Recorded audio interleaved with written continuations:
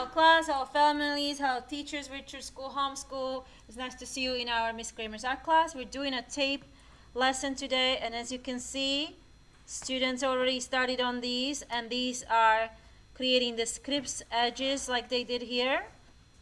So we are going to create our own painting using tape art, using tape. There is some other examples here that I can show you that students worked on. So once they're gonna start peeling this up, what it's gonna look like is, I'll show you, reveal. They have to do it themselves, so I'm gonna put it back, but it's gonna be very nice and crisp line. Okay, that way. It's gonna be really cool. This way. Okay, so this is called tape art. And I have some more examples. And here is a lesson from Davis Art. It's called Pictotape. And you can really draw all kinds of intricate. Okay, as you can see, collaborative pictograph, Pictotape method.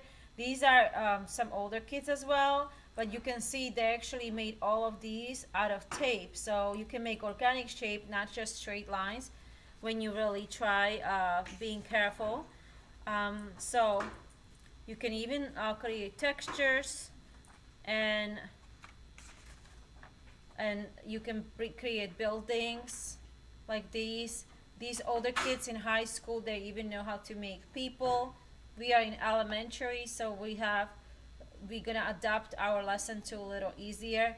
But look at this one. This is even like a tree, and that's all pieces of tape together. And the big kid over there is working on it. Okay, so this is from collaborative tape art. And let me just show you. This is all white tape.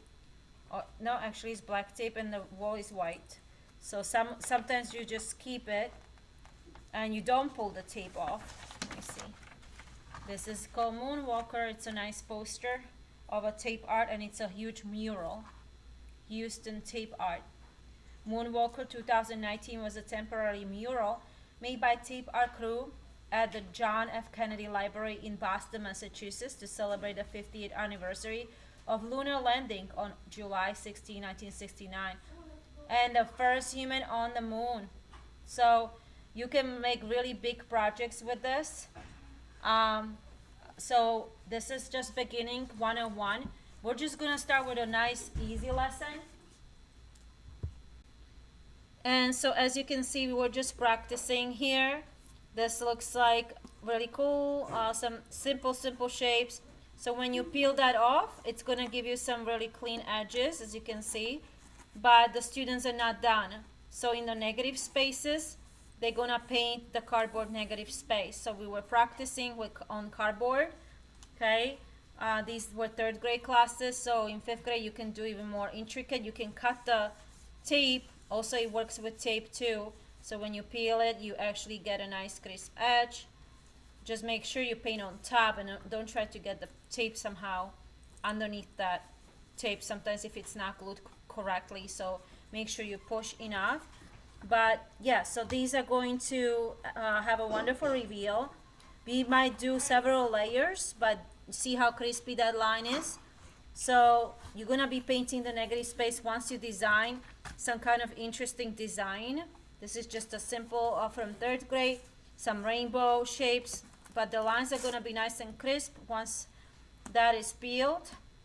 So we're gonna very carefully remove them. They're still not removed. So as I was showing you, I'm putting this one back because the student, but I can show you just right there. See how beautiful that's gonna be? So, and we can go back with crayons, and we can finish in different ways. So it's a very simple but really fun lesson. So all you have to do is kind of design. You can even pre-draw where you're gonna put your tape, like have some sort of idea how you want your tape to look like. So you can pre-draw some sort of idea, and then you can put the tape over it and even leave the lines. That's gonna even give you some kind of more of a good look to start your design. Okay. Okay, a good example would be For example, painting like this, when you pull down the tape, you can color the section of your art and create a whole city, like you see here in this painter. His name is Paul Lee, and it spells Klee. And this is like some examples of Paul Lee's art that is very geometrical, that would really render really well to this lesson. Okay, so it's all squares and rectangles, like you can see here in this large poster. So and some students started working on that. Examples like this, just with ruler and white pencil, and filling these spaces in between. Okay, so you can create similar geometrical landscape like a city or just an abstract. Okay, like this. Okay, so you can start planning. So as you can see, there's different ways you can pre-plan it before you take, kind of have an idea. For that, you can use a ruler to kind of start. So let's start from the top, and I'll give you the step-by-step instructions, okay? So to start, we're going to have a cardboard that we're gonna sign. Of course, don't forget to sign it, okay? And using a ruler, we can start designing some kind of landscape or maybe a cityscape. So I personally, when I do landscape, I don't do portrait, which is tap up and down, but I do landscape version, which is horizontal, side to side.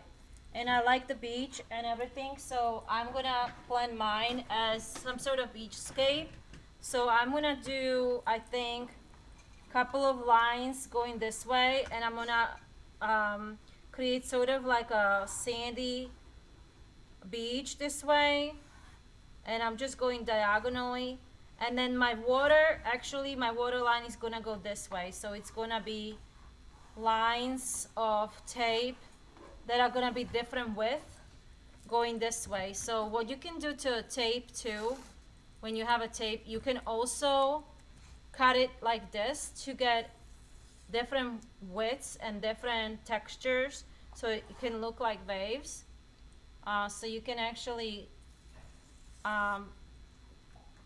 tear it, and it's gonna look more organic too. If you want natural, what I'm going for is like a natural wave look, so they would vary in width and things like that.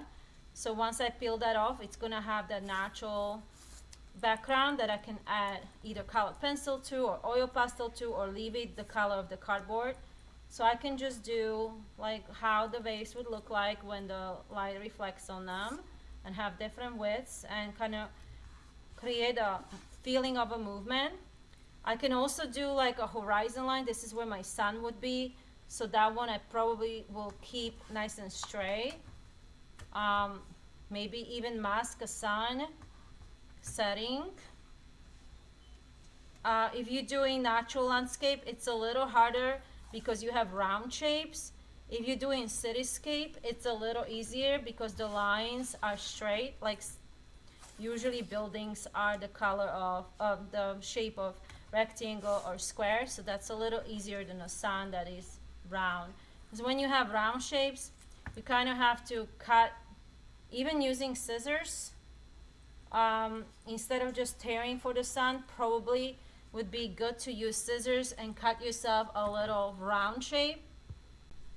So what I'm gonna do is I'm gonna pre-plan my sun. I'll put this down somewhere like a wave, and I'm gonna make like a half circle out of the tape.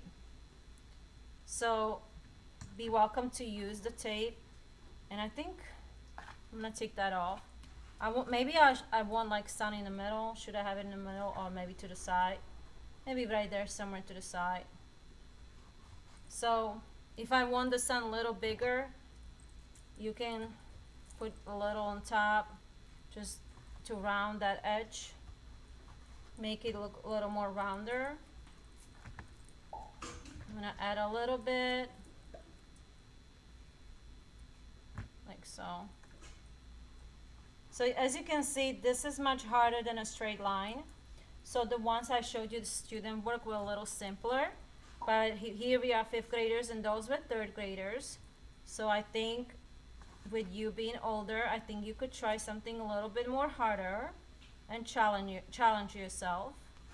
Okay, so this is my little landscape, and I can keep going, but just to give you an idea of how I plan my composition, I drew it first a little bit with pencil, and then you're gonna start deciding where you're gonna put your tape. I can't wait to see your tape art, and now is your turn.